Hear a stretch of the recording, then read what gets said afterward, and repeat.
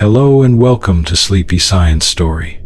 This is your time to slow down, to let the world outside soften at the edges and drift somewhere quieter for a while. Tonight, we'll be floating through the blue vastness of the ocean, listening to the secret symphonies that ripple through its depths. The songs of whales, haunting, tender, and impossibly vast, have echoed through the seas for millions of years.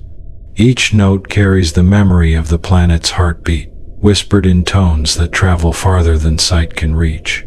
So settle in, breathe deeply, and let the world above the waves fade away. The ocean is waiting to sing you to sleep. A gentle like on this video and a soft tap on subscribe help this little corner of calm keep floating through the tides of YouTube. If you listen carefully, there is a place where the earth hums. It is not found in the wind or the forest or even the sky, but deep below the surface, where sunlight fades and sound takes its time. Down there, beneath the shifting blue, the ocean becomes an enormous chamber of echoes. It is not empty, though it may seem so from above. Every particle of water carries a whisper. Every wave holds a fragment of song. The singers are whales, ancient travelers whose voices have turned the sea into an instrument. Their songs are not quick things. They stretch like tides, patient and unhurried. A single note can linger for 20 minutes, vibrating through water dense enough to cradle it. When one whale sings, the sound can travel farther than any human voice ever will, curling through valleys of pressure, wrapping around mountains of coral, and weaving between drifting continents of plankton. To imagine a whale singing is to imagine the ocean breathing, a deep inhale of salt and current followed by a long exhale that ripples through miles of open space. The sound rises and falls like the slow motion of waves, but beneath the rhythm there are layers, complex patterns of moans, cries, and pulses that form something close to melody. Scientists once thought these sounds were random, but they are not. The songs have structure, repeating verses and refrains, almost like poetry that evolves as it is sung. A humpback whale might begin with a low sighing tone, then build to a rising crescendo that drifts into a high trembling phrase before returning to the beginning again. Each performance is both familiar and new, shaped by memory but touched by improvisation. The result is music that seems alive, adjusting to the shifting mood of the ocean itself. It is strange to think of animals the size of buses making sounds delicate enough to soothe the sea, but that is what they do. Their voices are shaped not by vocal cords, as ours are, but by intricate chambers of air hidden within their bodies. When air moves through these spaces, it vibrates the tissues and bones, creating a resonance that can be felt as much as heard. In the open water, sound is everything.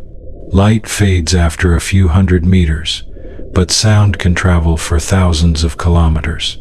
The ocean is, in a way, a world of hearing rather than sight, and whales have become its finest composers. When a whale begins to sing, it is not only for itself. The notes carry messages across the sea. Some songs seem to call to distant companions. Others may mark territory or signal readiness to mate. But beyond the practical, there is something else.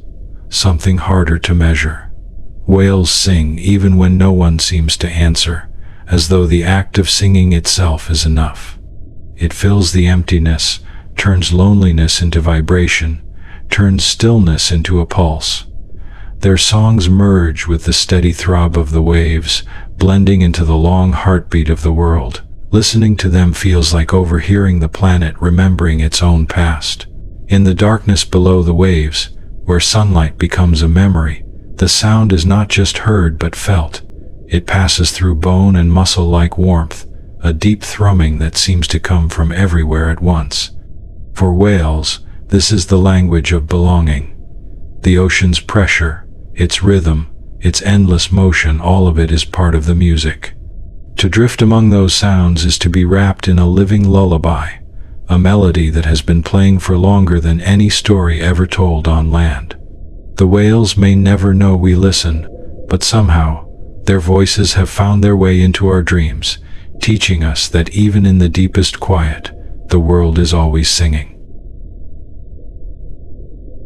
The ocean is a strange kind of concert hall. It has no walls, no ceiling, no stage, and yet it carries sound farther than any cathedral ever built.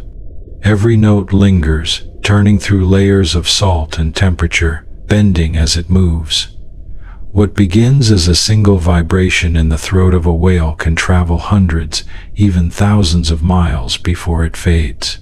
If the sea could be seen in sound, it would look like a landscape of ripples stretching endlessly outward, each one a memory of a voice. This is the realm where whales live, a world measured not by sight but by hearing. For them, sound is how distance disappears. It connects one creature to another across vast, empty spaces, making the whole ocean feel smaller and more alive. In the deep blue, light cannot reach far, but sound travels easily through water that is dense and fluid. It moves almost 5 times faster than it does through air, carrying with it both meaning and music. When whales sing, they send those vibrations through a medium so thick that the sound becomes part of the water itself. It curls around continents, slides through valleys of coral, and climbs invisible ridges of pressure that shape its journey. The sea bends it gently, letting some frequencies dive while others skim near the surface. Whales seem to understand this instinctively. They sing differently depending on where they are. Near the surface, their calls are shorter and brighter, designed to cut through the motion of waves. In the deeper layers, the notes become long and low, almost like the toll of distant bells. These deep notes roll through the water like fog, slow and enveloping, gathering stories as they go. Every ocean has its own acoustic fingerprint. Some are full of echoes that bounce between layers of warm and cold water. Others are muted by ice or absorbed by dense plankton blooms that act like curtains. Whales read these invisible landscapes the way we read maps. A shift in echo, a change in tone, tells them where they are and who else might be near. When one whale sings, another may answer from far away, and the two voices begin to twist around each other, echo meeting echo until they merge into something larger than either alone. It is not communication in the way humans speak, yet it is unmistakably connection. It is the sound of distance folding in on itself. To a whale, the sea is never silent. It hums with background life, the crackle of shrimp, the steady pop of bubbles rising, the low vibration of waves colliding over deep trenches. Against this constant murmuring, the song of a whale is both solitary and vast. Each note feels deliberate, each silence between phrases stretched just long enough to feel like breath. The pauses are as important as the sound itself, giving the impression that the ocean is breathing along. When scientists record these songs and play them back on the surface, they sound almost human in their emotion. There are sighs and crescendos, moments of longing and release, all flowing with a natural rhythm that feels both deliberate and dreamlike. It is said that whales can hear one another across entire ocean basins. A blue whale in the Antarctic might send a call that reaches another in the Indian Ocean days later. A slow conversation carried by the planet's largest body of water. To think of them exchanging these invisible letters, spaced across time and distance, is to imagine a level of patience beyond anything we know. Their communication is measured not in minutes but in hours, not in sentences but in waves. Somewhere in that vastness, every note joins the next, and the sea itself becomes a single continuous song. It is the kind of music you can only hear if you stop rushing and let yourself drift, the kind that invites you to breathe slower, to listen, and to remember that the earth has always known how to sing softly to itself. When the first humans tried to imagine what the sea sounded like beneath the surface, they pictured silence. They thought of a still world where only the hush of bubbles and the faint swaying of waves could be heard. It was not until the 20th century that we discovered the ocean was never quiet. Hidden beneath the crash of surf and the creak of wooden ships was a symphony of life, a continuous hum stretching across the planet. The discovery came not from poets or dreamers, but from military microphones listening for submarines during the Cold War. Scientists monitoring the deep channels of sound began to notice strange patterns. They were too rhythmic to be random, too graceful to be mechanical. These were not machines. They were living voices, immense and haunting, rolling through the water in a way no human instrument could match. For the first time, we had accidentally tuned into the planet's oldest singers. The recordings revealed melodies that could last for hours. Long, mournful notes would rise through the static, dip into quiet, and then begin again in patient loops. When they were sped up, they almost resembled human music, with repeating phrases and distinct movements that unfolded like a symphony. No one had expected such structure from animals. It was as if the sea had been performing an opera for millions of years, while the world above had simply never listened. The revelation transformed how scientists saw whales. They were not just large creatures moving through the deep. They were composers, weaving sound into shapes that carried both emotion and complexity. Some people who heard those early recordings wept. Others described the songs as both alien and familiar, like hearing an echo of something ancient hidden within human memory. The first to study these sounds seriously were two researchers, Roger Payne and Scott McVeigh, who released recordings in the 1,970 seconds called Songs of the Humpback Whale. The album was meant for science, but it became something else entirely. People played it in their homes as music. It drifted through living rooms and meditation halls, through radios and classrooms. The voices of whales filled human spaces for the first time, and suddenly the sea felt alive in a way it never had before. The timing was perfect. The world was just beginning to understand the damage of whaling and pollution, and the whales' songs became their ambassadors. They were proof that these were not mindless giants, but sensitive beings with culture, pattern, and beauty of their own. The music stirred empathy in a way statistics never could. Protests spread, and nations began to rethink the practice of hunting whales. In a strange twist of fate, sound saved them. Their voices, carried through metal microphones and magnetic tape, reached us more effectively than any words could have. Listening to those early recordings now, one can still hear the faint hiss of the ocean behind each call, like the soft static of time itself. The songs feel endless, patient, and wise. They seem to exist outside human rhythm, somewhere slower and deeper. Modern researchers have discovered that whale songs evolve. Every few years, new phrases replace old ones, and entire populations change their tune together, as if the ocean were rewriting its own music with each generation. Yet the tone remains familiar, that same echoing mixture of longing and peace. When played through speakers underwater, other whales sometimes respond, as though the recordings are part of a conversation still ongoing decades later. There is something profoundly moving in knowing that humanity joined this dialogue by accident. We built machines to listen for war and instead found a lullaby. It reminds us that curiosity often leads to gentleness when we truly listen. The whales were always there, singing beneath us, turning the ocean into a living memory. We were simply too loud, too busy, to hear them. Now, each recording, each study, is a small act of quiet attention, an acknowledgement that we share this planet with voices older and wiser than our own.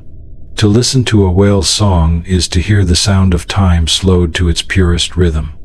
It asks for nothing but stillness and gives back a reminder that the earth has never been silent, only waiting for us to notice its music. The way whales create sound is a mystery that unfolds slowly, hidden beneath layers of anatomy shaped by millions of years of evolution. To understand it, one must imagine a body built for both silence and song.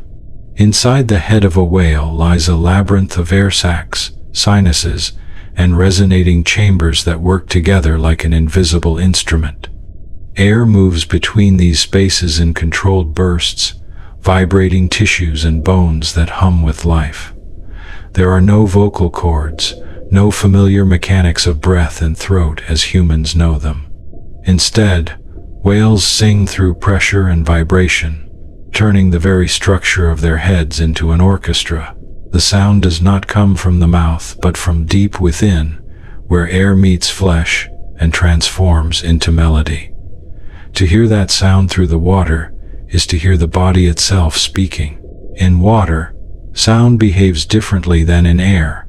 It does not fade quickly or scatter easily. Every note spreads outward in smooth layers, bending as it moves through regions of different temperatures and salinity. The sea becomes a fluid lens, focusing and refracting sound in strange, beautiful ways. Whales have learned this instinctively. They know how to angle their calls so that a single tone can travel across entire oceans. They know which depths carry their voices the farthest, where the pressure is just right, and the temperature shifts create what scientists call the deep sound channel, a natural tunnel through which noise can wander almost endlessly. Inside that channel, a whisper can become a wave, and a song can cross the world without ever breaking apart. To picture a whale singing is to imagine movement as sound. A humpback, for instance, might arch its back, rise toward the surface, and release a pattern of low moans that shimmer outward like a pulse. The surrounding water quivers as if listening, each molecule carrying the rhythm to its neighbor. The vibrations roll onward until they meet another whale miles away, and somewhere in that distant mind, the meaning of the sound is understood. The listener might respond with a phrase of its own, a change in pitch or tempo that acknowledges the call. Slowly, across the dark, a conversation unfolds, vast in scale and gentle in pace. The songs are more than communication. They are an expression of being. In the same way that a bird sings to declare its presence, or a person hums to fill a quiet room, whales use their voices to inhabit the world. Every call says, "I am here," but it also says, "The ocean is alive." Scientists have tried to translate the patterns into data, charting frequencies and durations, but what these creatures express seems to belong to a different category of language, one where emotion is not separate from sound. The low tremors of a blue whale can shake a ship's hull, yet they carry a softness that feels like tenderness magnified by scale. The higher, lilting phrases of a humpback ripple with something close to joy. When recordings of these songs are played back at the surface, they seem too vast to belong to anything mortal. They remind listeners that music did not begin with humans. The planet was already singing long before there were ears to notice. Water and air have always been instruments, waiting for voices big enough to use them. In that sense, a whale's song is both ancient and immediate. It belongs to the past, echoing through eons of deep time, and yet it is happening now, right beneath the waves, in a language older than words. To hear it is to be reminded of how much of the world still exists beyond translation. Every note that leaves a whale's body travels farther than the creature itself ever will. It is both a message and a memory, carried by the currents long after the singer has moved on. Somewhere in the ocean at this very moment, a vibration that began years ago might still be drifting, its source long gone but its shape preserved in sound. The sea keeps these fragments, letting them mingle and fade, layering them into a chorus that never truly ends. When you stand at the shore and feel that faint tremor in your chest, it might be the echo of one of those ancient songs. You may not understand its meaning, but for a moment you are part of it, a listener folded into the rhythm of the deep. The ocean hums softly, and the whales continue to sing. At night, when the ocean settles into its long and quiet breathing, the songs of whales drift like dreams through the dark water. There is no surface or shore to stop them, only the slow pulse of currents and the endless patience of time. In those hours, when the stars reflect across the calm sea and the moon's light trembles on the waves, a whale may rise from the deep and begin to sing. The sound begins low and wide, like the ocean clearing its throat, then rises into trembling tones that twist and spiral before dissolving again into silence. To human ears, it sounds mournful, but to the whales, it may feel like joy. Every note seems to be a thread binding one life to another, a reminder that even in the largest wilderness on earth, nothing is truly alone. Whales do not sing the same song forever. Over months and years, the melodies shift. Old patterns are dropped, new phrases appear, and sometimes an entire population will adopt a new song together as though they had all agreed to rewrite their history. These changes ripple across oceans. A theme that begins in the waters off Australia might drift toward the Pacific Islands, then onward to the distant east. Researchers who track these patterns have watched as the songs evolve in waves, passing from one group to the next, until the entire ocean seems to hum with a shared melody. It is as though the whales are teaching one another, not through sight or touch but through vibration alone, building a living archive of sound that never stops growing. There are moments when a whale sings alone, perhaps far from its pod, floating between layers of water that glow faintly with bioluminescent life. Down there, the darkness is not empty. Tiny creatures flash and fade like sparks, and the whale's voice passes through them, setting their small bodies trembling in rhythm. The deep sea responds to the song with its own quiet shimmer. The pressure, the cold, the slow movement of everything alive, each becomes part of the music. It is easy to imagine that, when a whale sings, the entire ocean listens. Every grain of sand and every drifting plankton caught in the same vibration. The song fills the water with memory. It moves through the bones of the world itself. Sometimes scientists place their microphones in the water and record these songs for months, letting the tape spin endlessly in the dark. When they listen later, they hear the slow passing of days measured not by sunlight but by sound. The whales return to certain phrases again and again, almost as if keeping time with the Earth's own rotation. There are moments of call and response that stretch across miles. A faint echo from somewhere unseen, then a pause, and another answering tone. The ocean becomes a stage where distance itself is part of the performance. The whales never seem hurried. Their rhythm matches the slow movement of tides and the rise and fall of the moon. Their patience feels older than language. In the quiet between notes, there is a kind of peace that few places on earth can hold. The stillness of the sea, the depth of the water, and the weight of the sound together create a world that moves without haste. To listen to whale song is to step outside human time. Each tone reminds us how vast and connected everything is. The whales do not sing for applause, nor do they stop when no one listens. They sing because it is how they exist in the world, how they trace their path through the unseen corridors of the ocean. Long after the echoes fade, long after the singer has drifted elsewhere, the music remains within the sea like warmth held in the body.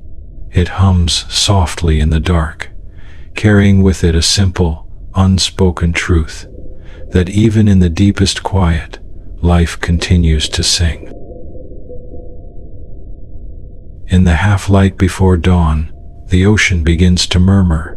The surface glows faintly with the reflection of a waking sky, and beneath it, the deep is already alive with sound.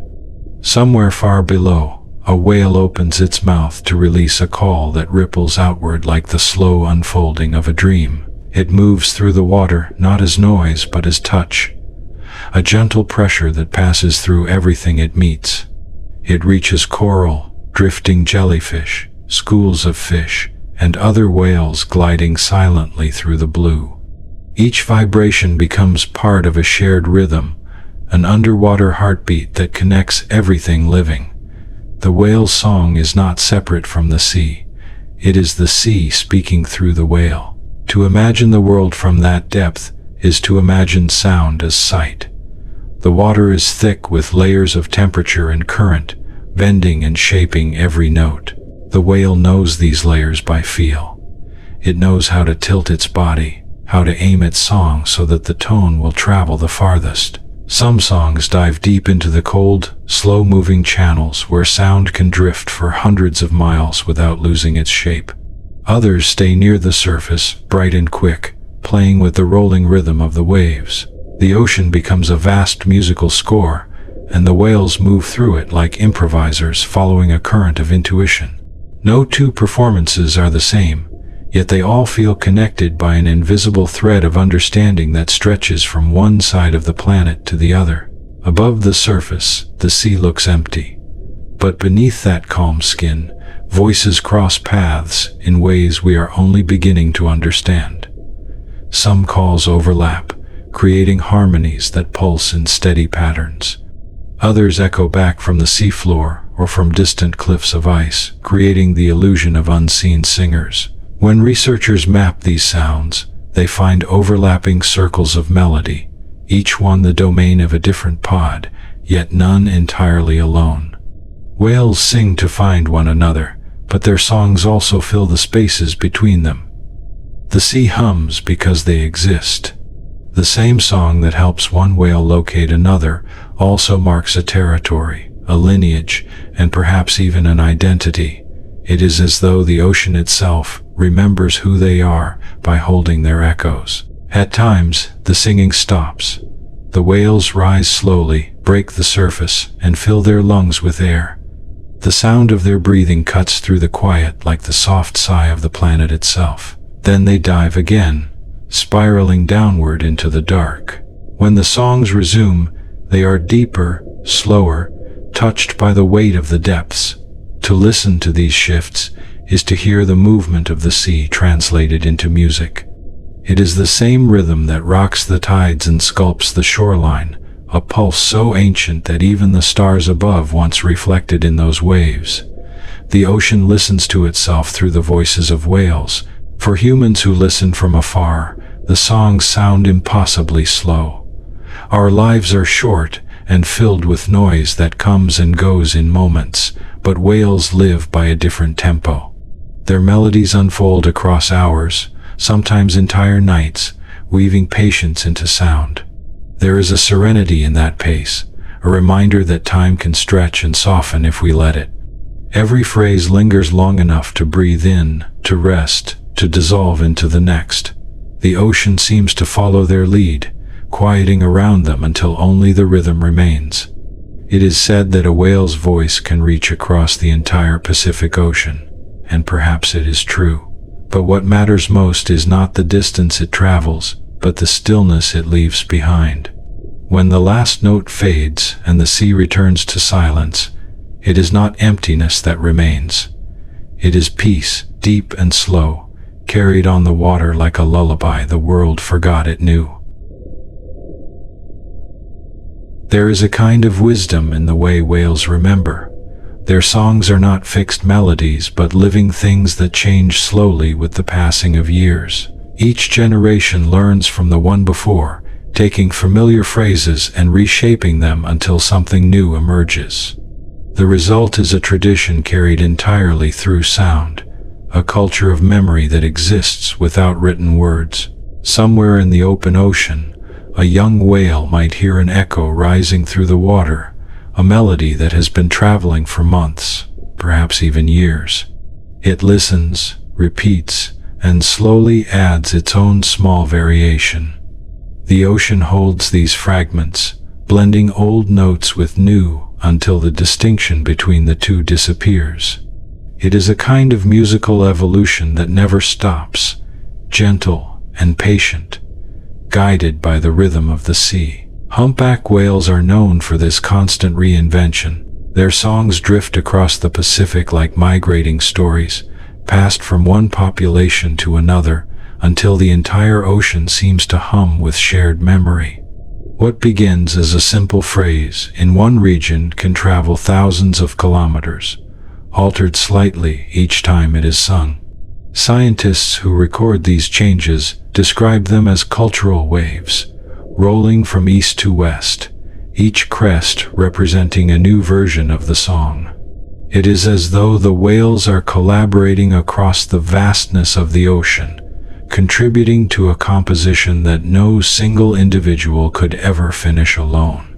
There is comfort in knowing that even the largest creatures on Earth find purpose in the act of listening and repeating, of carrying something familiar forward into the unknown. Memory, in the life of a whale, is not stored in paper or stone, but in resonance. The notes are remembered not as separate things, but as sensations in the body, vibrations felt through the bones and the skin. When a whale sings, the sound moves through its own frame before spilling outward, linking feeling and sound in a single act. To remember is to relive the movement of the song itself. There is something deeply human in that, though it belongs to a world so different from ours. We too keep memory through rhythm, the repetition of stories, the pulse of music, the rituals that echo across generations. The whales remind us that memory is not always about detail. Sometimes it is about rhythm, about the persistence of feeling carried through time. The ocean is the perfect archive for such memory. It does not erase easily. Sounds linger, folding into layers of current and temperature, preserved in the slow motion of water. The song of a whale may fade, but its influence remains, guiding others to sing in similar patterns, ensuring that no note is ever truly lost. Some scientists think that even when a particular song disappears, pieces of it survive, hidden within new melodies like fossils of sound. Listening to the ocean is like reading the layered rings of a tree, except here the record is written in vibration instead of wood. The sea holds every whisper that has ever passed through it. There is something peaceful in this endless continuity. When a whale begins its song, it is both composer and historian, drawing from the past while creating the future. The melody it sings might carry echoes of ancestors long gone, their voices woven faintly into the current version. It is music that remembers, and in remembering, it endures. To imagine such a song is to imagine a world where nothing beautiful is ever lost, only reshaped, softened, and carried onward. The whales sing because they must, but they also sing because the ocean remembers for them, and perhaps, when we listen, it remembers for us too. Far below the surface, where the sunlight dissolves into blue shadow, sound moves through the ocean as if it has no end. The whales understand this world in a way we cannot. To them, distance is something that can be folded with a single note. A song that begins in the cold southern waters can wander for thousands of kilometers, slipping through channels of dense water that act like invisible highways for sound. These channels, discovered by scientists but long known to the whales, are places where the sea itself helps carry their voices. Within them, the water's pressure, temperature, and salt content combine to create the perfect path, one that cradles the sound and lets it glide almost forever. The songs of the great blue whales travel this way, crossing oceans as though the planet itself were listening. Blue whales sing in frequencies so low that most human ears cannot hear them. Their deepest calls roll beneath the limits of our perception, resonating instead through the bones and chest when recorded and amplified. These notes are vast and patient, stretching over minutes like drawn-out sighs. They rise and fall with the grace of slow breathing, and their power is immense. A single call can travel more than 1,000 miles before fading into the background hum of the ocean. When one whale calls and another answers from far away, their exchange bridges distances greater than entire continents. They live in a realm where sound replaces sight, and their communication moves not at the speed of light but at the rhythm of water, slower but enduring. It is strange to think that two creatures, separated by such immense distance, could still share a conversation. The water carries their messages in perfect fidelity, unbroken by the obstacles that scatter light or interrupt air. Sometimes their voices even circle the globe, bouncing between layers of water and echoing back to where they began days later. Scientists have followed these echoes and mapped them, tracing invisible threads across the oceans that link whales in Antarctica to those in the equatorial Pacific. It is as though the sea were filled with invisible bridges made of sound, connecting minds that will never meet face to face. The whales do not need to see one another to know they belong to the same vast family. Their voices prove it. When ships pass overhead, their engines fill those same channels with a dull, heavy rumble. The songs of the whales are still there, but they must now compete with the noise of a restless world above. Yet the whales continue to sing. They shift their frequencies slightly, adjusting their tones so that their messages can still find their way through the clutter. They adapt, not out of fear but out of persistence. The ocean has always changed, and the whales have always found ways to speak through it. Their songs have survived ice ages, storms, and silence, and they will likely survive us too. They are older than language and older than memory, and they have no need of permission to continue. To listen to the recordings of these long-distance songs is to hear the heartbeat of the planet itself. The sound begins so low it is almost a vibration, then grows into a hum that fills the entire body. It is not music in the way we think of it, but it moves the listener in the same way a deep truth might. It reminds us that we are surrounded by voices older than our species, and that the world has been speaking long before we learned to name its sounds. The whales' songs do not belong to them alone. They belong to the ocean, to the water that remembers every note and carries it onward. Somewhere right now, beneath the restless surface, a single low call may be gliding across the globe, an unbroken thread of sound passing through the dark, still reaching for an answer that might take days to return. The ocean has a geography that cannot be seen with the eyes. Beneath the surface lie mountains, valleys, plains, and trenches, each shaping how sound moves through the water. To a whale, this invisible landscape is as familiar as the coastlines are to us. They navigate it not by light, but by listening. Every stretch of sea carries a unique acoustic fingerprint, a blend of echoes, temperature, and depth that creates a distinct voice for that region. Whales hear these differences and use them as maps, sensing the subtle changes in tone as they travel. A sound bouncing off a rocky seafloor returns sharper and quicker, while a note passing over deep mud comes back soft and slow. The whales learn these textures and remember them.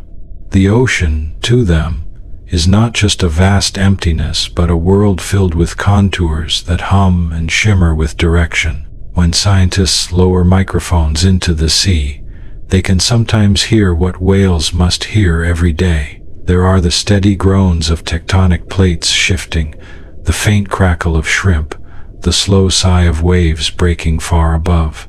There are the sounds of ice grinding against itself in the polar regions, and the deep thunder of distant storms. These layers of noise create a kind of underwater weather, one that changes with seasons and location. For whales, this constant flow of sound is both compass and comfort. It tells them where they are and what the ocean is doing around them. Some species follow ancient migration routes, guided entirely by their sense of hearing, moving through familiar acoustic corridors that stretch across the globe. As a whale travels, it listens to how its own song behaves in each place. In open water, The notes carry smoothly and far. Near the coasts, they twist and scatter as they collide with cliffs and coral. By paying attention to these shifts, a whale can sense how close it is to shore or how deep the water beneath it runs. It can recognize the shape of its environment without ever needing to see it. Even the temperature of the water plays a part, changing how quickly sound moves. Cold water carries it differently from warm, and these gradients form natural layers that bend and reflect the whale's calls. Each tone they send into the dark returns to them with the story of where it has been. To imagine what this must feel like is to imagine the world as vibration rather than color. Where we might see the horizon, a whale feels the echo of it. Where we might watch a coastline curve away, a whale senses its shape through sound. Every movement is answered by resonance, every direction marked by tone. It is a way of knowing that seems almost like magic to us. Yet to whales, it is as ordinary as breathing. Their minds are attuned to the memory of sound, to the weight and distance carried in every echo. They hear the world in a language of reflection. This mapping of sound may even hold social meaning. When one whale calls and another responds, they are not just speaking to each other but acknowledging the shared shape of the ocean between them. Their voices trace the same pathways, threading through the same valleys of water. In that moment, they are not alone. The distance between them is measured not in miles but in the rhythm of returning echoes. It is connection written into the fabric of the sea. To humans, the ocean can seem vast and isolating, but to whales, it is filled with memory, filled with presence. The sea itself is their map and their home, a place that listens back when they sing, and perhaps that is why their songs never truly fade. The ocean answers in its own way, carrying their music through its endless blue corridors, guiding them home with every echo that returns. To most of us, silence feels like peace. It is the quiet we crave when the world becomes too loud, a refuge from the constant noise of life. But for whales, silence is not safety. It is separation. In the deep blue where sound is everything, quiet can mean disconnection. Whales live by their voices. They use sound to find one another, to navigate the shifting layers of the ocean, to keep their families close as they move through the open water. Without those sounds, the sea becomes a wilderness of isolation. What to us might seem tranquil, to them feels empty. The stillness of the ocean that looks so beautiful from above can, for its largest inhabitants, become a kind of loneliness. For most of history, the sea was a perfect medium for their music. It was vast, clean, and quiet enough for songs to travel unbroken across entire oceans. But as humans began to fill the world with machines, the ocean began to change. Ships, submarines, and underwater construction brought a new kind of sound into the deep, a low, heavy roar that spread far and wide. The engines of cargo ships produce vibrations that linger in the water for hours. Even the faint hum of distant traffic on the surface seeps downward, filling the spaces between the whales' calls. The ocean's ancient calm has been replaced by a constant mechanical pulse. The deep sound channels that once carried songs across hemispheres now carry the echoes of engines. The whales still sing, but they must now raise their voices to be heard. Some shift their songs to higher pitches, trying to climb above the human noise. Others sing longer and repeat more often. The effort consumes energy, and still, their messages often fade before they reach another listener. To a whale traveling alone through the open sea, this muffled confusion must feel disorienting. Their songs are not just tools of communication, they are a sense of place. They connect each individual to the living map of the ocean.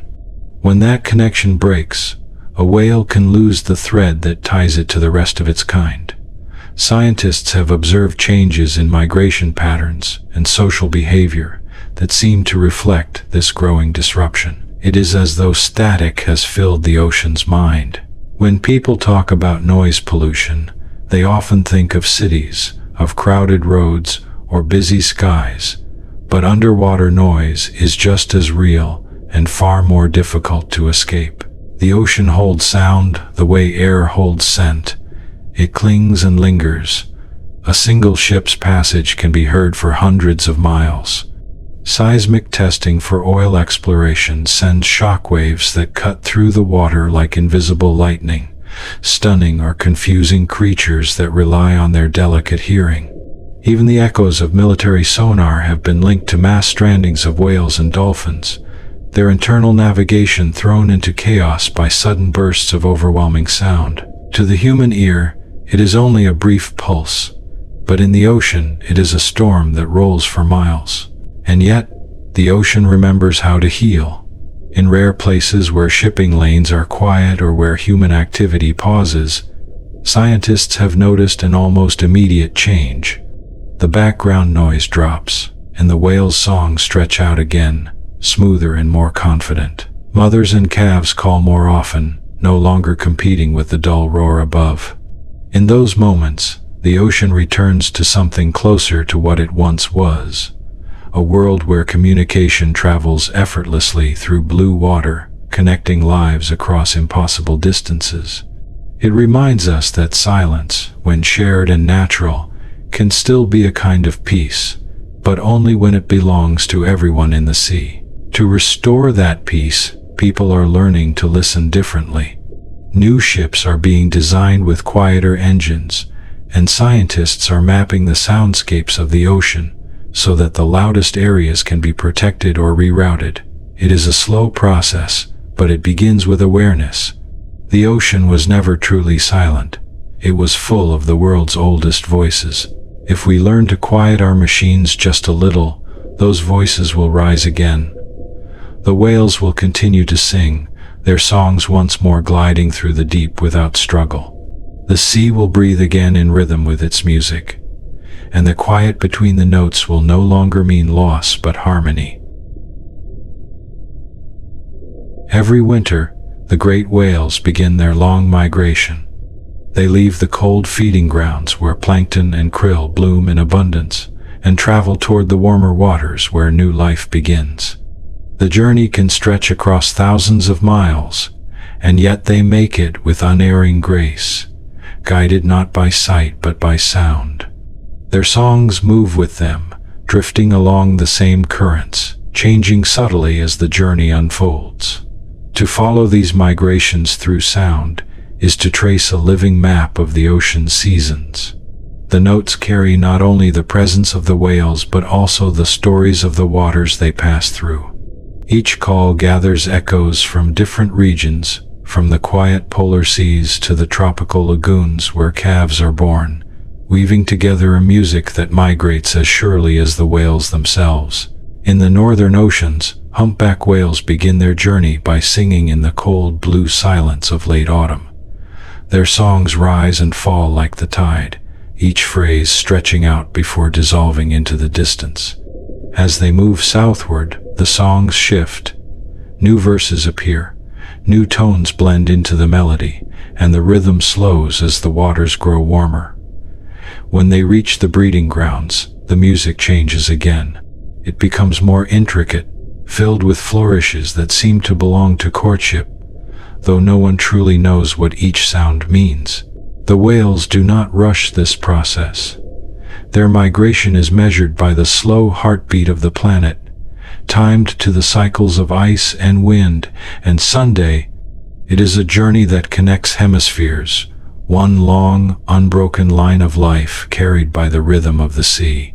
Scientists have tracked these migrations for decades, placing underwater microphones along continental shelves and island chains.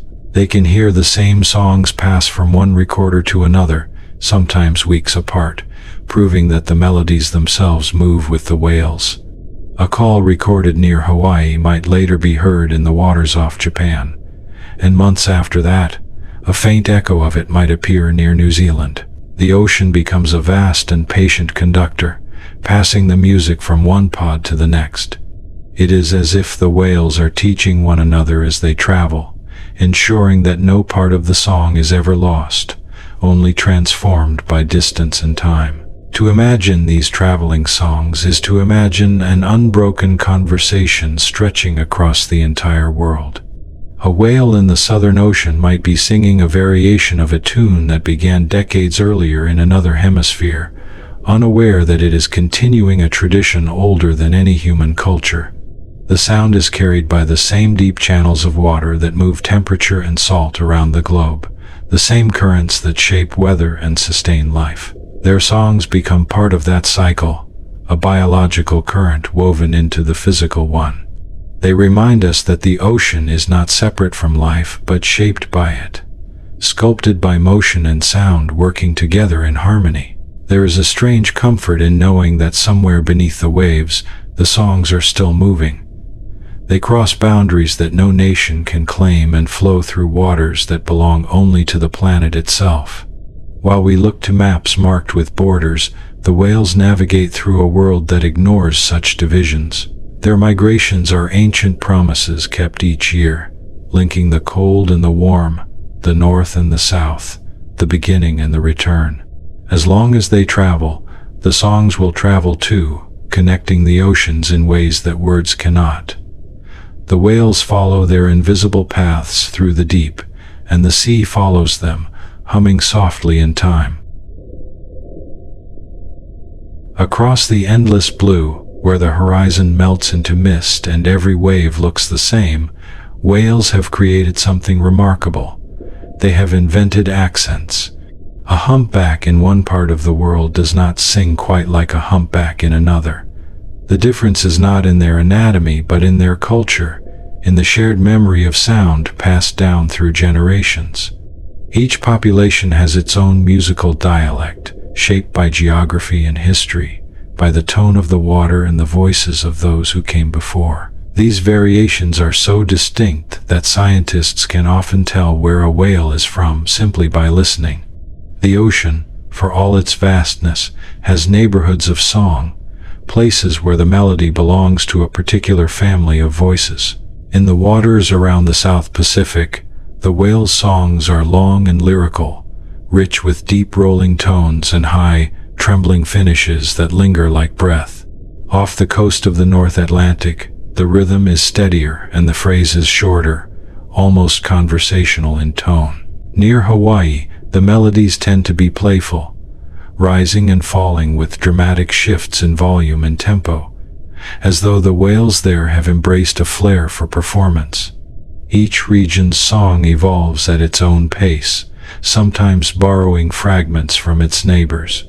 These borrowed notes spread slowly across the ocean, carried by wandering males who bring pieces of one melody into another.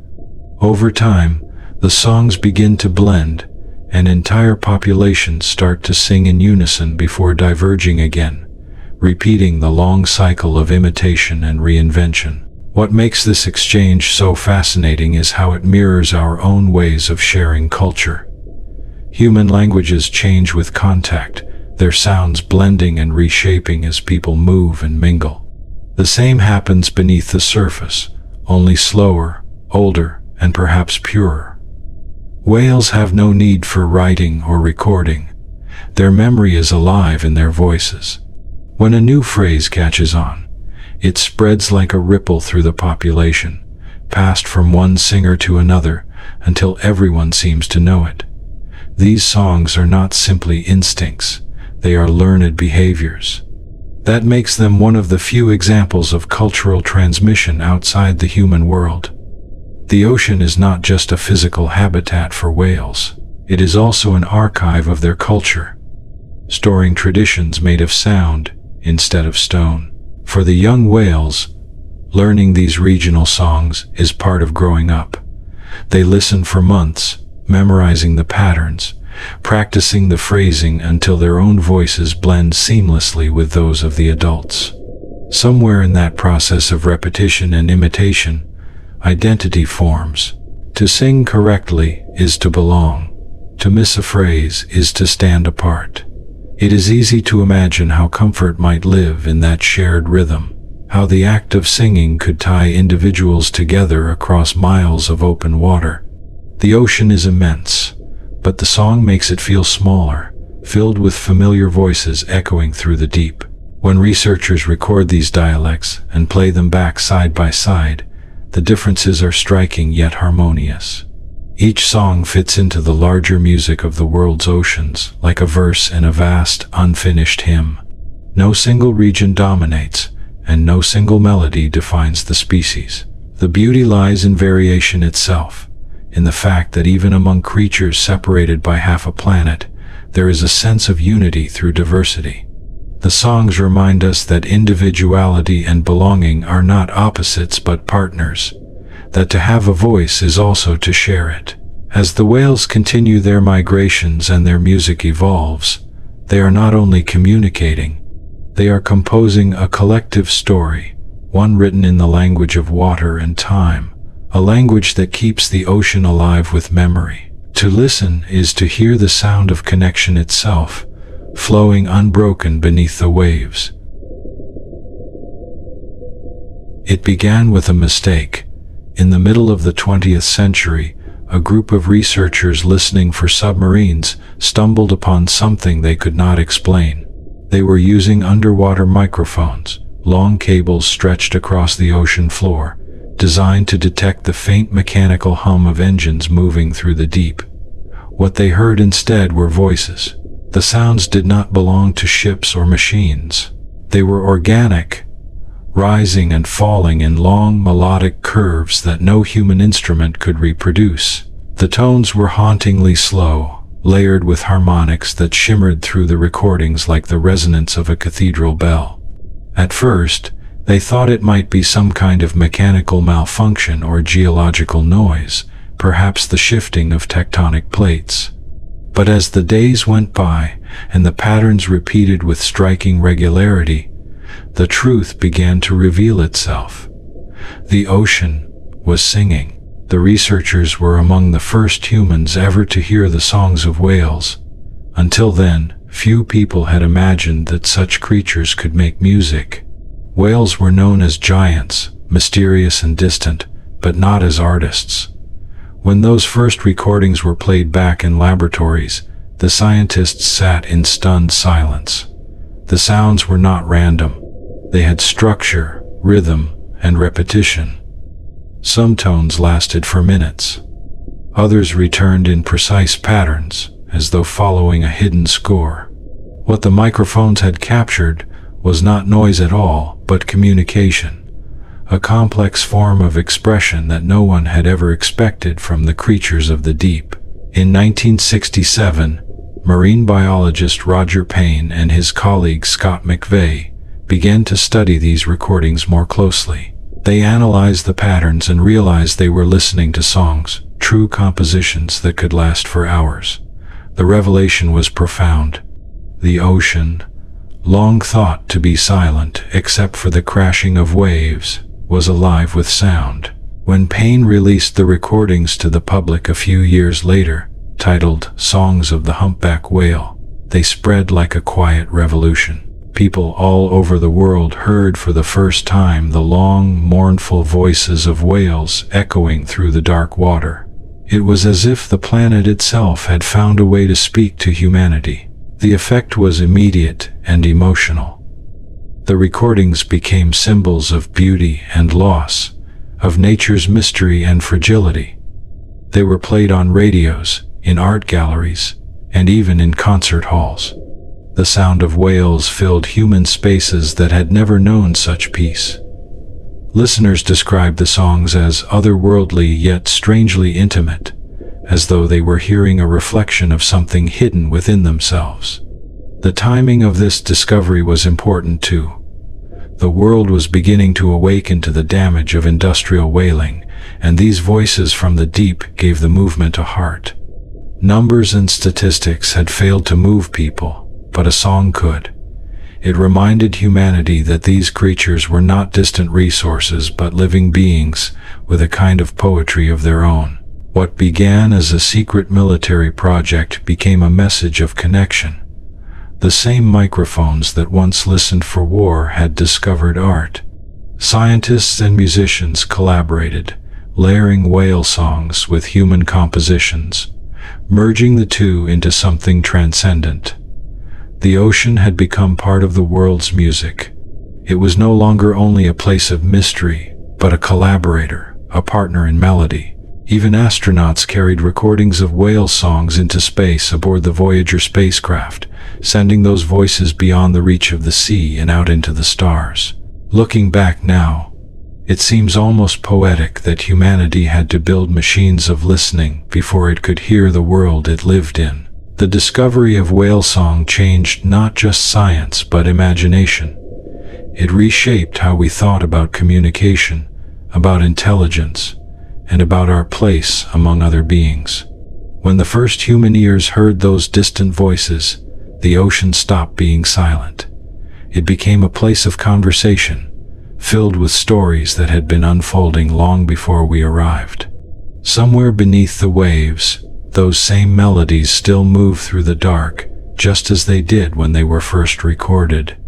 And perhaps, even now, someone listening closely might feel the same quiet awe that those early scientists did, the sense that we are not alone in the act of making beauty, that the world itself has always been singing, waiting only for us to listen. Once the ocean's hidden music was discovered, it began to draw listeners from every corner of the world. What had started as a scientific curiosity soon became something more like devotion. Researchers set out to record the whales again, this time not as unknown noises but as artists in their own right. They built new underwater microphones, long hydrophone lines that could stretch across entire bays, and dropped them into the deep, waiting for the first notes to drift through. In the beginning, the recordings were rough, full of static and interference, but within the noise there were unmistakable patterns. The ocean was a living studio, its water carrying melodies that no human could have imagined. The scientists began to notice something extraordinary. The songs were not only beautiful, they were constantly changing. A melody that had been heard one year might sound completely different the next. The whales were rewriting their music, adding phrases, altering pitch, and sharing these changes across populations as if they were trading ideas. The researchers started to see parallels between this natural improvisation and human art. Musicologists analyzed the structure of whale songs and found themes and refrains, key changes and rhythm, all the familiar architecture of a composition. It was as though the ocean had its own form of jazz, a slow, liquid improvisation unfolding on a planetary scale. For scientists, it was thrilling to study such complex communication. For the rest of the world, it was humbling. Artists and musicians began to listen in, fascinated by the vastness of this underwater symphony. Some composers wove whale songs into their music, layering human instruments over the long, resonant tones of the humpbacks. When these works were played in concert halls, audiences often fell silent, not out of confusion but reverence. The sound seemed to reach something deeper than understanding. It was not the melody itself that moved people, but the realization that it came from another intelligence, one that lived in a different element yet found beauty in the same act of creation. The whales, of course, were unaware of their fame. They continued to sing, their voices rising from the depths, untouched by the attention above. The recordings were played on radios, used in films, and even carried into space, but the original singers knew nothing of it. Perhaps that made the whole thing even more miraculous. It was a reminder that art does not need an audience to exist. Beauty is not made less real by the absence of witnesses. The whales sang because they always had, because the ocean and the song were one and the same. As the research deepened, scientists began to experiment with playing the recordings back into the water. In some places, whales responded, echoing parts of the recorded songs or adding their own variations. These exchanges were short and simple, but they carried a sense of connection, a fleeting duet between two forms of consciousness. It was impossible to say what the whales understood, yet something in the way they paused and replied made it clear that they noticed. For a moment, the line between observer and participant blurred. Humanity was no longer just listening. It was part of the conversation. The study of whale song soon became a field that balanced science and wonder. Charts and data filled with frequencies and spectrograms could not capture the emotion of hearing those voices in real time. Many researchers spoke of their work with a kind of reverence, describing the feeling of sitting in a small boat on a calm sea, headphones pressed close, the sound of the ocean alive all around them. To hear a whale sing in the distance was to hear the heartbeat of something older and larger than human history. The ocean changed them, as it had changed everyone who listened. It reminded people that the world still holds mysteries that cannot be solved, only experienced. It showed that curiosity could lead not only to knowledge but also to empathy. In trying to understand the science of whale song, humanity found itself rediscovering the art of listening. Beneath all the charts and measurements lay a truth as quiet as it was profound, that the universe hums with connection, and sometimes all we need to do to feel it is to be still and let the sound reach us. Sound behaves differently beneath the sea than it does in the air. In water, every vibration moves more quickly, spreading in smooth waves that can travel for incredible distances. Light fades after only a few hundred meters, but sound keeps going, finding its way through layers of temperature and salt, curling around continents and echoing off the ocean floor. For creatures that live in this world of dimness and depth, sound is not just a way to communicate, it is a way to see. The whales have learned this better than any other beings on Earth. They have made the ocean itself their instrument, turning pressure and vibration into the language of life. When a whale sings, its voice enters the water like a pulse of energy. That pulse is carried by every molecule it touches, moving outward in perfect waves until it reaches everything in its path. Some of those waves reflect off rocks or cliffs on the sea floor. Others drift upward, bouncing off the surface before diving again into the dark. The ocean catches each sound and reshapes it, stretching and bending it as though sculpting music out of liquid glass. The whales understand this shaping instinctively. They know how to sing at just the right frequency to travel far, and how to pause when the echoes return so they can listen for what they reveal. In their world, listening is a form of sight. A single call can travel for hundreds of miles. The lowest tones made by blue whales can pass through the deep sound channels of the ocean and circle the globe. These frequencies are too low for human ears to hear, but they can be felt through the body like a distant tremor. If you were standing on a ship above them, you would not hear a thing, but you might sense the faint vibration rising through the hull, a whisper of the music happening far below. Those low notes carry an enormous amount of energy. Some scientists believe the whales use them to communicate across entire ocean basins, passing messages from one hemisphere to another. To them, the sea is not divided by continents or currents. It is a single resonating chamber, one vast cathedral of sound. The water's density gives these notes a clarity that air can never match. There are no walls to trap or distort them, no obstacles that can truly stop them. The whale's songs roll outward with patience and purpose, carrying both emotion and information.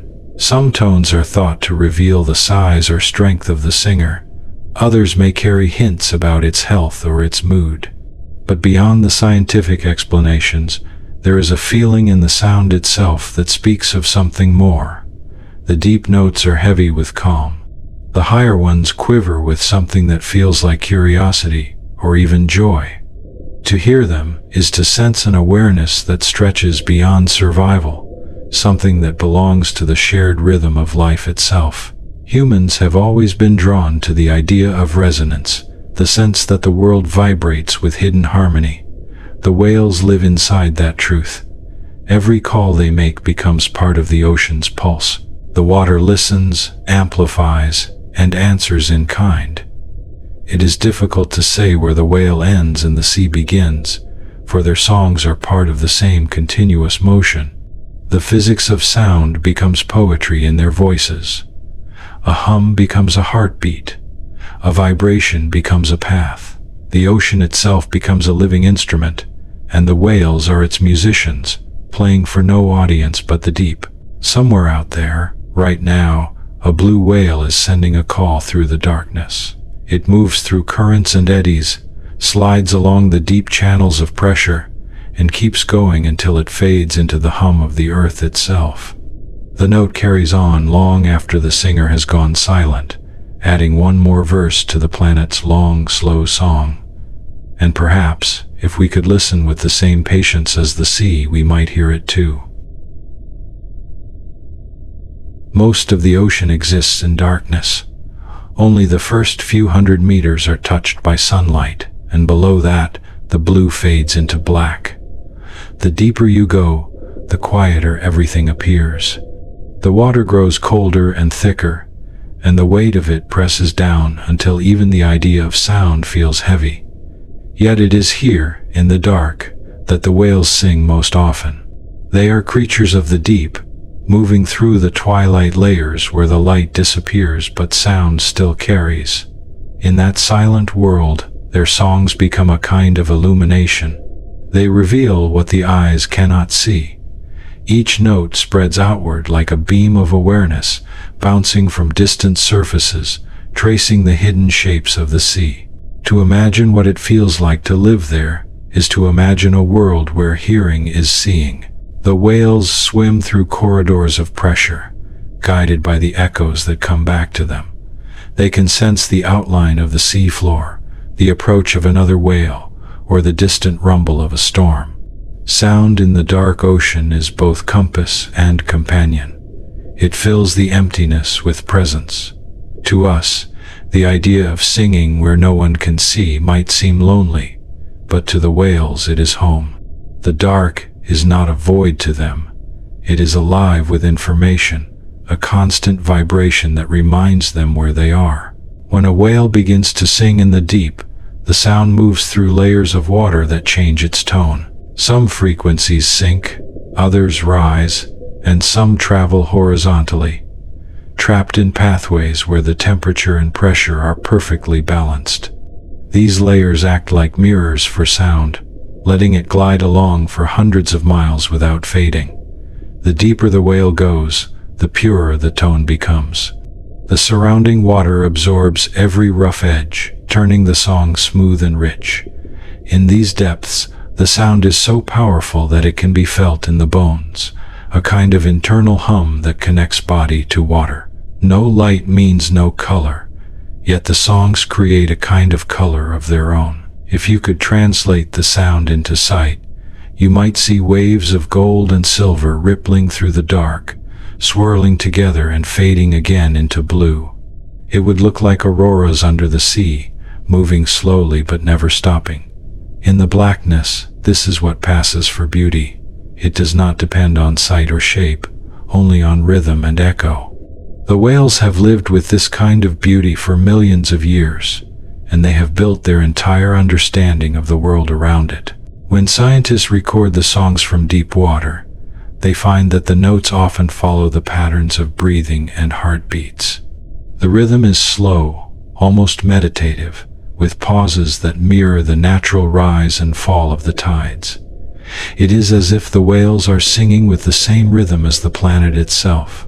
Their songs match the long pulse of the ocean, the steady inhale and exhale of waves that have never stopped since the beginning of time. Listening to them feels like being drawn into that rhythm, like breathing with the earth instead of against it. In the deep, there is no need for speed. Everything happens at its own pace, and the whales seem to understand this. Their songs unfold slowly, giving the ocean time to respond. Between each phrase, there is silence, but it is not empty silence. It is filled with waiting. It is filled with the memory of sound still moving through the water.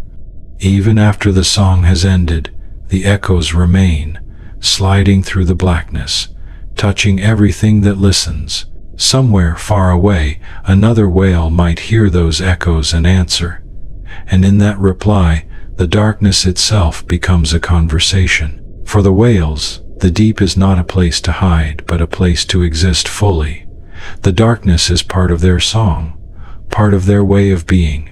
It holds them gently, like the pause between breaths, like the quiet between waves.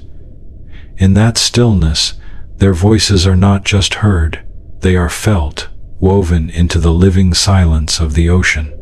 The dark is not emptiness to them. It is a space full of music, a slow, resonant kind of light that never fades. Is less than #3. 0# is greater than. The memory of a song lives in the body before it ever lives in the mind. For whales, this is especially true. They carry entire compositions within them, not written or spoken but remembered through vibration. Each note, each rise and fall, is stored in the muscles and bones that once produced it. When a whale sings, it is not simply recalling sound, it is reliving motion. The act of singing becomes an act of remembering. The ocean itself helps in this, for sound travels so cleanly through water that the echoes of a song can return long after it has been sung. Those faint reflections remind the whales of what they once created, and in answering them, they keep their own memory alive. Humpback whales, in particular, are known for their astonishing musical memory. Their songs change slowly, season by season, but the whales never forget the versions that came before. They begin each new migration by singing what they remember, then adapt as they hear others doing the same. In this way, a melody can evolve over years without ever being lost. One generation of whales passes it to the next, a living chain of continuity stretching back farther than we can trace. Some scientists believe that when older whales die, the survivors continue to echo parts of their songs for a time, as though keeping the memory of those voices alive in the water. The ocean becomes an archive of the past, a library that never stops singing. Listening to these songs is like hearing time itself unfold. Each variation tells a story of change and endurance. A new phrase might appear after a harsh winter or a year of abundance. Another might fade away after decades of repetition. These shifts do not seem random. They are gentle edits made with the patience of creatures who have lived far longer than we do. The whales seem to understand that repetition has its own kind of beauty. By returning to the same melodies, they reaffirm something essential about their place in the world. Their songs are maps, not of geography but of time, charting their journeys across the years. For the young whales, learning these songs is a rite of passage. They listen closely to the older singers, sometimes for months, until they can reproduce the patterns exactly. In that process of imitation, a subtle transformation happens. They add small differences, inflections that belong to their own experiences, just enough to make the song theirs without breaking the shared rhythm. In this way, every generation of whales adds its own memory to the ocean's long composition. The songs do not belong to any one singer. They belong to the sea and to time itself. Memory in the ocean works differently from memory on land. On land, sound vanishes quickly, swallowed by air and distance. Beneath the surface, it lingers. A whale's song can bounce between layers of water for hours, even days, creating faint repetitions that the singer may hear again later. It is as if the sea keeps whispering reminders, looping pieces of melody back to their origin. These echoes are part of what holds the music together. The whales respond not only to each other but to their own reflections, turning sound into something circular and eternal. When we listen to recordings of whale songs made decades apart, the connection becomes even clearer. The same phrases reappear, subtly altered but recognizable, like a familiar face glimpsed in a crowd. It is impossible not to feel the passage of time within those tones. Somewhere in the deep, the descendants of the whales who first sang those songs are still singing, carrying fragments of their ancestors' voices within their own. It is a reminder that the world remembers itself in ways we cannot see. The whales do not need to write down their stories. They sing them, and the sea keeps them safe. Their memory does not fade. It flows, unbroken, from one life to the next, echoing endlessly through the blue depths of time. Beneath the waves, sound behaves in ways that can seem almost magical. Some parts of the ocean are shaped perfectly for carrying music. These places are natural amphitheaters, formed by the curves of the sea floor, the slopes of underwater mountains, and the temperature of the surrounding water. In these hidden halls, the songs of whales can travel farther and sound richer, bouncing softly between layers of liquid air.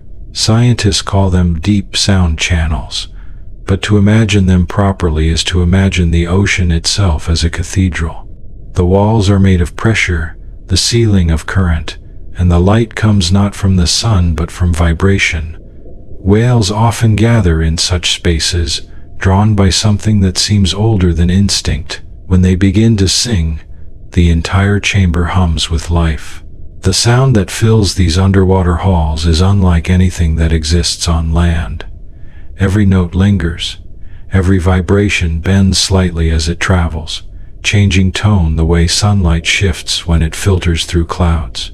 The ocean sculpts the sound, shaping it into long ribbons that slide around corners and through crevices in the sea floor. If you could be there, floating motionless, you would feel it in your chest before you ever heard it in your ears. The notes would vibrate through your bones like the slow roll of distant thunder, except smoother and deeper, as if the earth itself were humming to you. This is what the whales know. They do not have to imagine resonance. They live inside it. In some regions, these natural studios are carved by geography. In others, they appear because of the shifting layers of warm and cold water that create invisible boundaries for sound. When a whale sings inside one of these layers, the note can travel for hundreds, even thousands, of miles before it fades. It passes through the deep like a message in a bottle made of air. Scientists sometimes lower microphones into these channels and record songs that have traveled halfway around the world. They arrive faint but unmistakable, carrying the voices of whales that may never have seen the same patch of sky. These recordings reveal how interconnected the oceans are, how every sound eventually finds its way into the memory of the sea. The whales seem to sense where these channels lie. They often return to the same places year after year, gathering in valleys and over shelves where the acoustics are perfect. To human ears, the songs they sing there may sound identical to those sung elsewhere. But underwater, the difference is clear. The tones stretch more cleanly. The harmonics shimmer longer before dissolving. The whales may even use these amplified regions to communicate across greater distances, letting their calls drift between pods, separated by vast expanses of water. It is as if the ocean itself assists in keeping them connected, turning geography into instrument. When humans discovered these amphitheaters, they could not resist joining the performance. Researchers dropped their microphones into the deep, eager to listen. The first recordings captured entire choruses of whales singing together, their voices overlapping in complex harmonies. Some sang in low, steady tones that rolled beneath everything else, while others wove delicate high phrases above them, like wind weaving through trees. The effect was breathtaking. It was not chaos. It was conversation. Each whale seemed to know its place in the ensemble, pausing at just the right moment to let another voice rise. The song became something larger than the individuals who made it, an orchestra with no conductor and no written score, only the ocean itself keeping time. These natural recording studios remind us that sound is not only created by the singer but also by the space that receives it. The ocean listens, and in listening, it transforms. It gives the whale's voices dimension, depth, and reach, turning simple vibration into art. If you could drift in one of those places, you would not just hear the whales, you would feel surrounded by them, as though the water itself were alive with breathing. It is a reminder that beauty often depends on harmony, not just between living creatures, but between them and the world they inhabit. The whales have found this balance effortlessly, and the ocean, in return, answers with perfect acoustics, carrying their music farther than any sound ever made by humankind. There is one whale whose song does not sound like any other. Its voice is higher, thinner, almost delicate compared to the deep tones that normally fill the sea. When scientists first recorded it in the late 20th century, they noticed that it called at a frequency of 52 Hz, nearly double the usual range of blue or fin whales. The discovery puzzled them. The sound was unmistakably a whale's, yet no other whales ever seemed to answer. It appeared alone, traveling through the Pacific, its song repeating every few minutes like a beacon searching for something unseen. Those who studied it began to call it the 52 Hz whale. Over time, the world gave it another name, the loneliest whale. No one has ever seen this particular whale, only heard it. The microphones scattered across the ocean floor have traced its path for decades. It moves north and south with the seasons, following the same patterns as other migratory species, but it always sings in that same strange voice. Its call is higher than a blue whale's moan and lower than the sharp clicks of smaller species. It sits in a place between, distinct enough that others may not recognize it as their own. That difference has led people to imagine its life in poetic ways. Some think it is a hybrid, the child of two species that gave it a voice, unlike either parent. Others think it may have simply been born different, its song shaped by the unique structure of its body. Whatever the reason, its calls have touched something in the human imagination. People listen to recordings of it and hear loneliness, even though the whale itself may never have felt such a thing.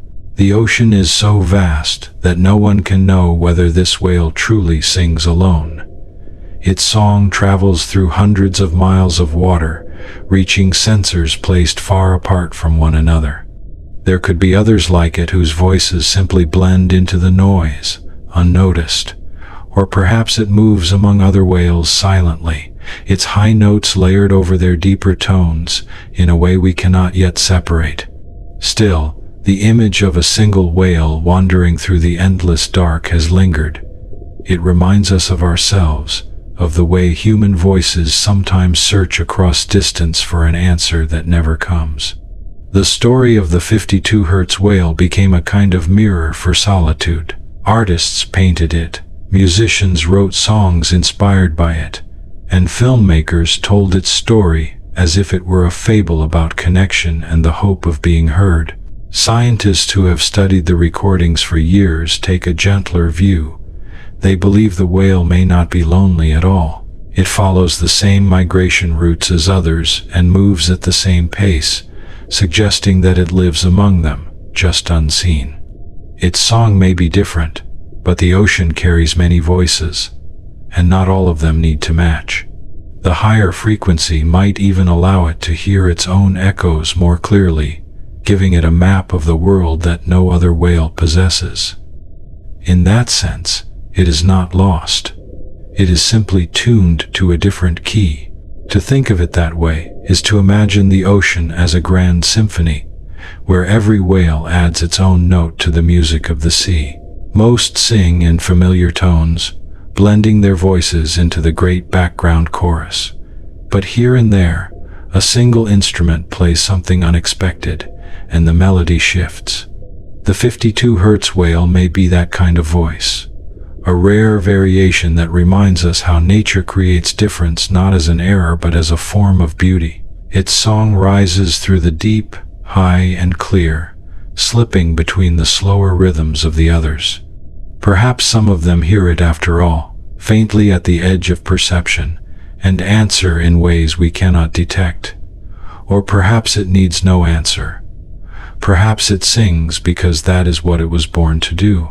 The sea is large enough for every voice, even those that sound unlike the rest. Somewhere in that expanse, the 52 Hz whale continues to move, continuing its song, a melody of persistence and quiet wonder that drifts forever through the dark. Time behaves differently in the ocean. It stretches and softens, shaped by tides and the slow turning of the earth. For whales, life moves at this rhythm. They are not creatures of hours or days, but of seasons, migrations, and the long cycle of sound that carries through generations. Their songs are not fleeting performances, but part of a lifelong pattern, a kind of diary written in vibration. When a whale sings, it leaves a trace of itself in the water, a memory that can travel farther than the creature ever will. In this way, time for them is circular. Every song is both a beginning and a return. Some whales live for nearly a century. In that span, they will sing thousands of times, revisiting melodies that they learned long ago. Each time the song is sung, it changes slightly, the way a story changes when retold by someone who has lived more of it. What began as a youthful call full of energy and urgency may grow slower and softer with age, shaped by experience. These shifts are not mistakes. They are the natural breathing of time. A whale's song holds within it every phase of its life. When it calls, it carries the sound of the calf it once was, and the echo of the vast oceans it has crossed. The ocean remembers all of it. To humans, the passing of time can feel like something we chase, always trying to hold on to moments before they vanish. But in the ocean, nothing truly vanishes. Sound lingers. Vibrations move slowly, looping back through the deep channels and returning as faint reminders. The whales live inside this echoing world, surrounded by traces of their own history. When they sing, they may hear their voices from days before, carried back to them by the currents. The sea becomes a hall of memories, a place where time folds gently around itself. Scientists who have studied whale song for decades notice patterns that seem to move with the rhythm of years rather than moments. Every few seasons, entire populations change the structure of their songs, as if turning a new page together. Then they keep those melodies for a time before letting them fade. It is as though the ocean itself has a calendar made of sound. The whales do not need to mark anniversaries or measure distance in minutes. Their lives are mapped by the songs they sing and the ones they leave behind. In that sense, the whales are historians of their own world. Their voices record what it means to endure. The slow pulse of their music measures not the passage of time but the depth of it. Every call contains echoes of storms and migrations, of births and losses that happened long before. To listen to them is to be reminded that life on Earth has always been layered with memory. We are surrounded by the evidence of time continuing without hurry. Perhaps this is why listening to whale song feels both comforting and haunting. It speaks of time that does not rush, of moments that flow instead of falling away. The whales remind us that living does not always mean moving forward. Sometimes it means circling, returning, and allowing the world to sing through you again. Their songs travel endlessly, weaving through centuries of ocean and air, touching places that will never know who made them. Somewhere in that endless repetition lies something like eternity, not grand or unreachable, but steady and kind. To the whales, time is not an arrow. It is a current, slow and constant, carrying every sound that has ever been made toward the horizon and back again. The ocean has its own calendar, one written not in numbers but in temperature, light, and sound. As the seasons change, the sea transforms. Its colors deepen, its layers shift, and its voice changes too. For whales, these cycles are everything. They live by the rhythm of the ocean's breathing, rising and falling with it through the long turning of the year. Their songs follow this rhythm, growing louder or softer, shorter or slower depending on the time and the place. In winter, the water cools and becomes denser, and sound can travel for extraordinary distances. A note released into the deep might wander for hundreds of miles before fading. The whales take advantage of this. Their songs stretch longer, the tones slower and deeper, filling the quiet with messages that can be heard far away. When spring comes, the ocean warms and light begins to return to its upper layers. The sound behaves differently then. It no longer carries as easily, caught and refracted by the layers of warm and cool water that mix like ribbons. The whales seem to adjust without effort. Their songs become shorter, more rhythmic, with higher notes that skip through the turbulence near the surface. It is as though they are tuning themselves to the season, matching the mood of the sea the way a musician adjusts to a changing audience. The whales do not control this rhythm. They move within it, letting the ocean guide their voices. The result is a kind of harmony between creature and environment that humans rarely experience. Everywhere in the world, these seasonal shifts create a different kind of music. In the polar waters, where ice expands and retreats with the sun, the songs of bowhead whales fill the darkness of winter.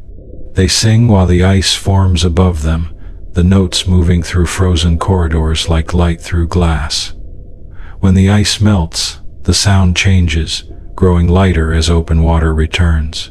In the tropics, where the sea stays warm year-round, the change comes in cycles of rain and wind instead. There, the songs echo through calmer water, slower and sweeter, like lullabies sung to the heat.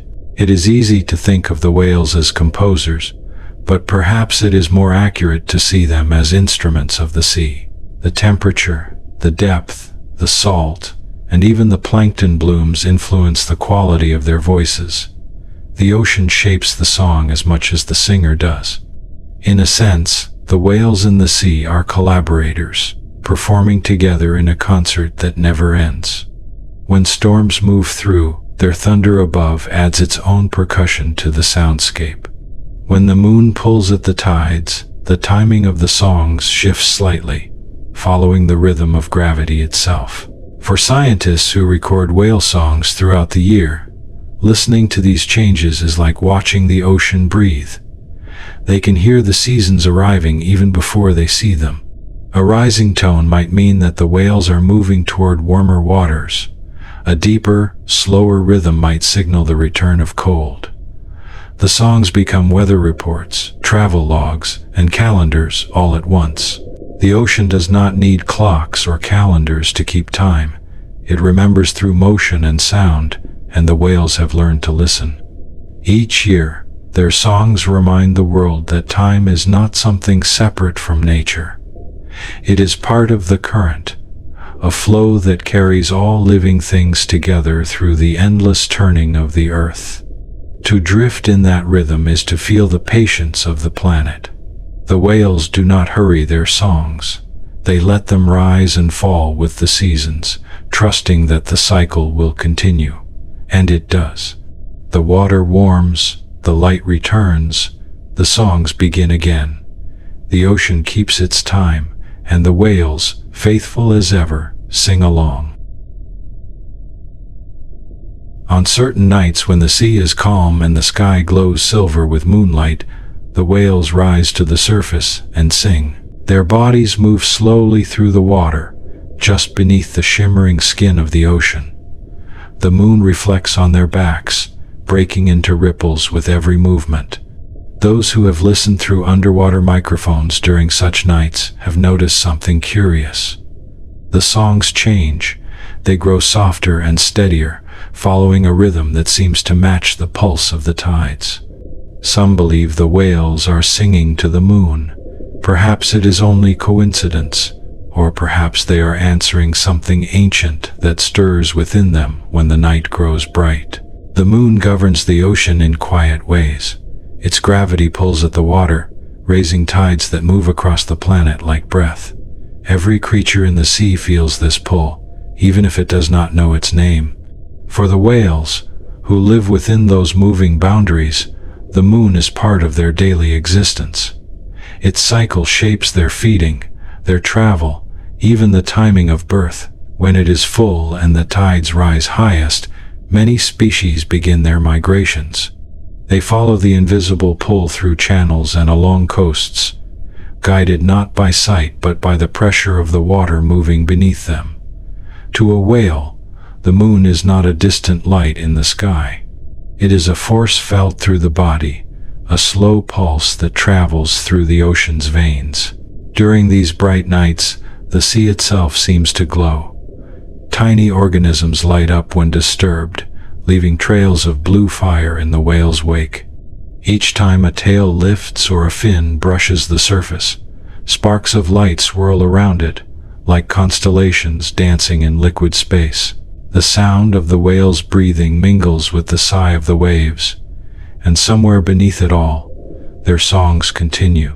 The low, rolling notes mingle with the rhythm of the tides, creating a harmony between voice and movement. It is easy to imagine that the whales are not simply responding to the moon's gravity but conversing with it, as though the sea and the sky are two halves of the same song. Scientists who study these patterns have noticed that some whale species sing most often at night, especially near full moons. The reasons may be practical. The quiet of nighttime allows their voices to travel farther.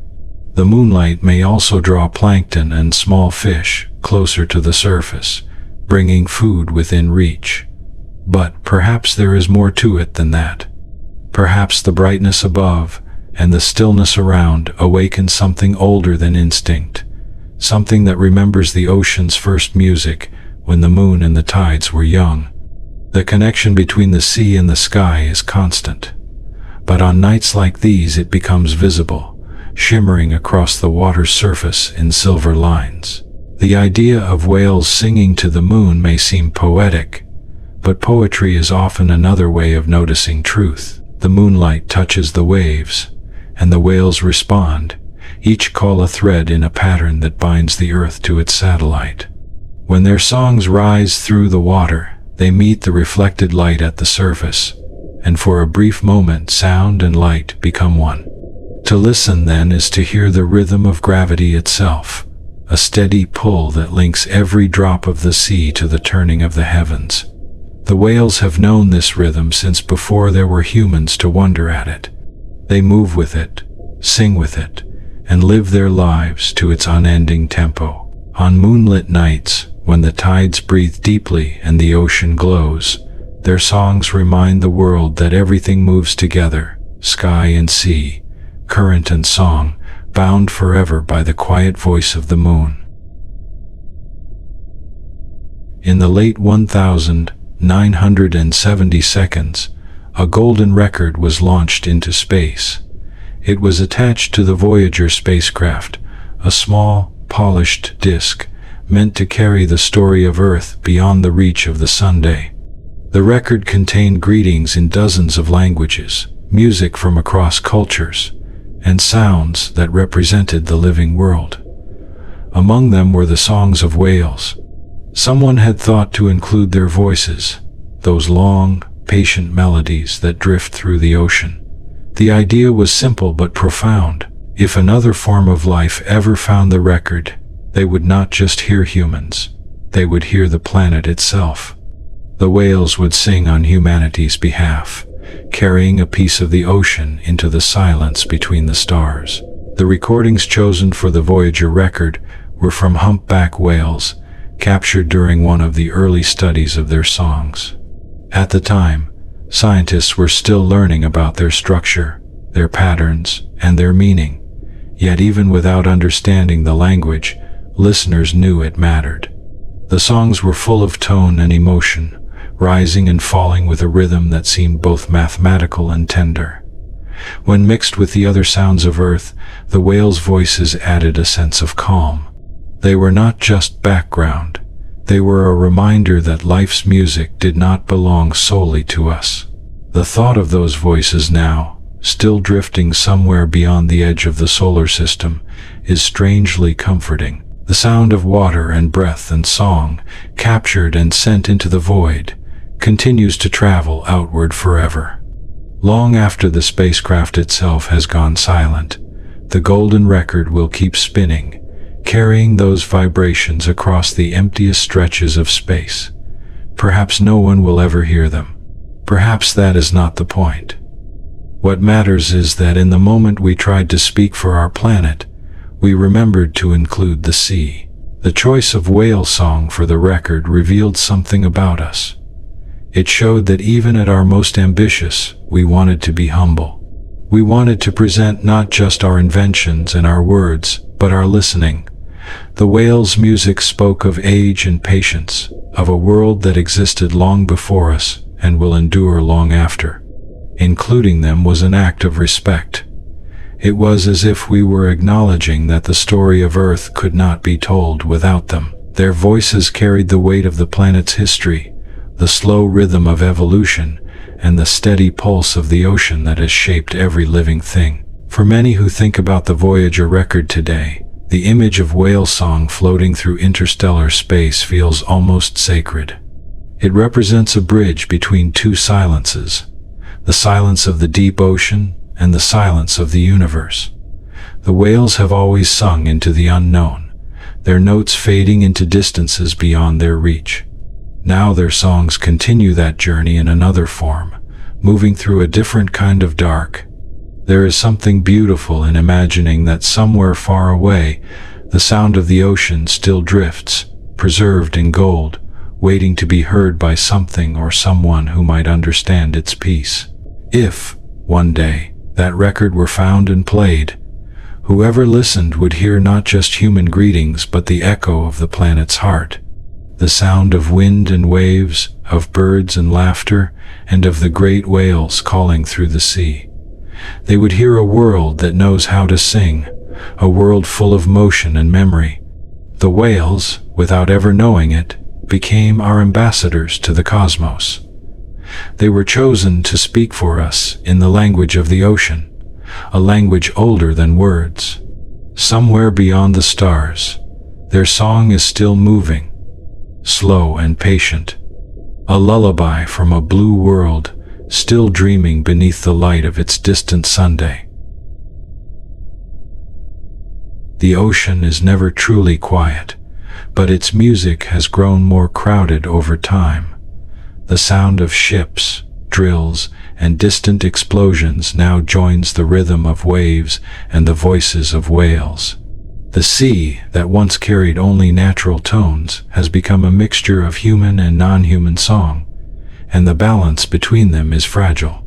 Scientists have measured the way this noise travels, how it seeps into every layer of water, how it masks the songs that once crossed oceans without interruption.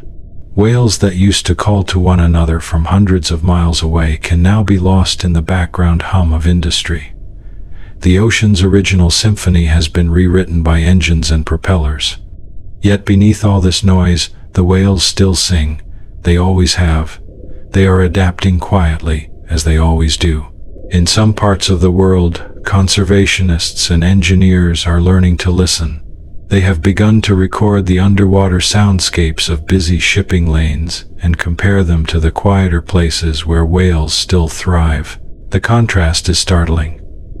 In calm regions, whale songs travel far and clear, their low frequencies rolling like the slow beat of a drum.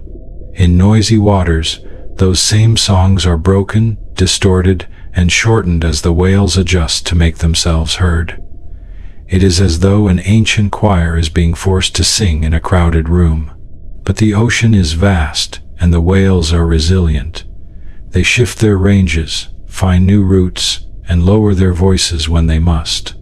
The sound of life continues even through the static of human presence. New technologies are helping too. Some ships are now built with engines that run more quietly, their vibrations dampened by careful design. Others travel at slower speeds in whale migration zones, giving the water time to rest. The efforts are small compared to the size of the problem, but they matter. Even a slight reduction in constant noise can make the difference between silence and connection for the whales. When the background hum fades, even for a short time, the ocean begins to sound like itself again. Recordings from such moments reveal a sudden clarity, as though a curtain has been lifted. The songs stretch out, and the pauses between them fill with peace. There are still places where the ocean keeps its original voice. In the far polar seas and remote island chains, where few ships pass, the sound of the world is much the same as it was before humans began to cross it. There, the whales' songs move through pure water, meeting the deep thrum of ice and the gentle crackle of life at the surface. To listen to those recordings is to step backward in time. It is to hear what the planet once sounded like when everything spoke in rhythm and nothing drowned out the other. The whales do not sing for nostalgia, but their music carries the memory of that balance. Each note is a reminder that the world once lived in harmony with its own noise. The future of the ocean's music will depend on how carefully humanity learns to listen. It is not enough to admire the beauty of whale song. We must also protect the quiet that allows it to exist. The water cannot rest if engines never pause. The whales cannot find one another if their voices are buried beneath the sounds of our progress. Yet there is still hope. In the brief silences that come after storms or during rare moments when the seas are still, the songs rise again, unbroken and strong. The ocean remembers how to breathe, and the whales remind it how to sing. Even as the world changes, their music endures, waiting patiently for us to quiet down and hear it properly again. The sea does not ask for silence. It only asks for space, enough for the echoes of its oldest voices to move freely once more. If you could fall asleep inside a whale's song, it would feel like being held by the sea itself. The sound would surround you completely, not as noise but as touch. It would hum through your bones, steady and slow, like the rhythm of a heartbeat. Each note would roll over you, gentle and vast, dissolving every thought into calm. The ocean has always known how to cradle what it loves, and the whales are part of that tenderness. Their songs are lullabies written by time, and they have been singing them for as long as there have been tides.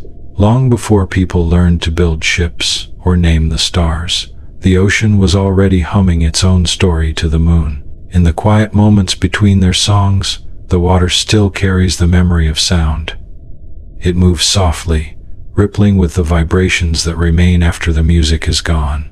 Somewhere in those echoes is a feeling of comfort, the kind that exists beyond words. The whales do not sing for applause or recognition. They sing because the sea itself is a listener. It takes their voices and folds them into its vastness, turning every melody into motion. The waves you see at the surface are shaped by wind and current, but they are also shaped by sound, by the invisible tremors that pass through the deep. When the whales sing, they stir the heart of the water, and the world responds with rhythm. The songs themselves are never exactly the same, yet they always carry the same emotion. It is the sound of life persisting. Each tone rises, fades, and returns, mirroring the way the ocean breathes.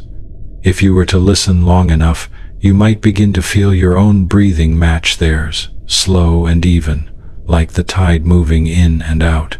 The longer you listen, the smaller your worries become. The sound does not ask for anything, it simply is. It asks you to let go of hurry, to sink into stillness, to become as patient as the sea. For those who study whale song, there is a moment that always feels sacred. It is the instant when all other noises fade and a single, clear note begins to rise through the water. It feels as though the planet itself is exhaling. That note travels outward, meeting the darkness, finding its way through layers of salt and cold and distance. Somewhere far away, another whale might hear it and reply, and the two sounds weave together like threads of light through water. Even across thousands of miles, they find one another, as if the ocean wants nothing more than for every voice to be heard. There is something deeply comforting in knowing that such beauty exists whether or not anyone is listening. The whales will keep singing long after our ships fall silent, long after our cities have faded from memory. Their songs are not fleeting, they are woven into the rhythm of the earth, the same rhythm that moves the tides, that rocks us to sleep when we listen closely enough. The next time you hear the sound of waves or the distant rumble of the sea, imagine that beneath it, the whales are still singing, their voices carrying through the dark. Imagine that the ocean is humming a lullaby, not just for itself, but for every living thing that dreams beneath the stars. The melody goes on, quiet and endless, and in its music, the world feels whole. And so, as the last echoes of the ocean's lullaby drift away, remember that the world beneath the surface never truly sleeps. Its music continues slow, deep, and timeless, rolling across the water long after our voices fade. The whales will keep singing, weaving stories through the dark, reminding us that even in silence, there is connection. Let their calm linger in you as you rest tonight, your breath following the slow rhythm of the sea. Sleep well, dream deeply, and let the ocean hum you into peace. Share in the comments what this journey made you feel, and where you're listening from tonight.